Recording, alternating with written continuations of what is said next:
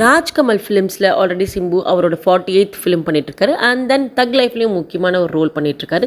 இதுக்கப்புறம் என்னன்னு சொல்லிட்டு பார்த்தீங்கன்னா, ஓ மை கடவுளை படத்தோட director Ashwath Marimuthu and AGS production, இவங்க 2 பேர் காம்போவில் சிம்பு வந்து தன்னோட அடுத்த படத்தை நடிக்க போகிறாரு.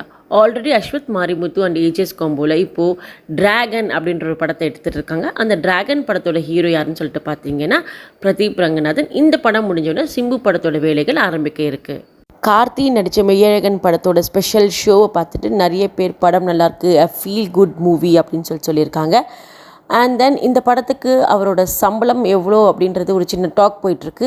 கிட்டத்தட்ட 15 to 20 crores அவர் வாங்கியிருக்க கூடும் அப்படின்னு சொல்கிறாங்க. தளபதி 69 அக்டோபர் 1st வீக்லேருந்து ஸ்டார்ட் ஆக இருக்குது அந்த படத்தோட வேலைகள்.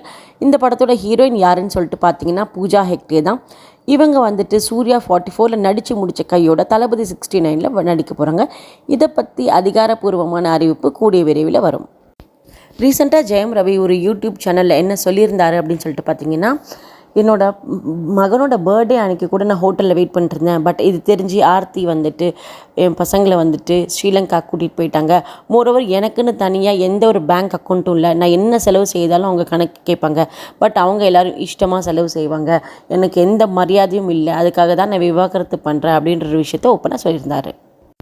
வேள்பாரி அப்படின்ற நாவலோட ரைட்ஸை வந்து படமாக எடுக்கிறதுக்காக வாங்கி வச்சுருக்காங்க டைரக்டர் சங்கர். பட் அதோட சில காட்சிகளில் வேறு படத்தில் சிலர் யூஸ் பண்ணுறதா கோவமாக ஒரு ட்வீட்டும் போட்டிருந்தாங்க.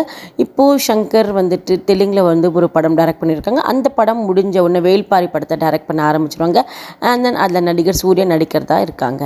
தேட்டருக்கு வந்து படம் பார்க்கும் மக்களோட எண்ணிக்கை வந்து குறைஞ்சிட்டே வருது. அண்ட் தென் ஓடிடியோட வளர்ச்சியால் தேட்டர் தொழில் வந்து அதிகமாக பாதிக்கப்பட்டிருக்கு. ஸோ இந்த நிலைமையில் வந்து சினிமா துறையை காப்பாற்றணும்னா ஒரே ஒரு வழி தான் இருக்குது அப்படின்னு சொல்லிட்டு டைரக்டர் வெற்றிமாறன் சொல்லியிருக்காரு.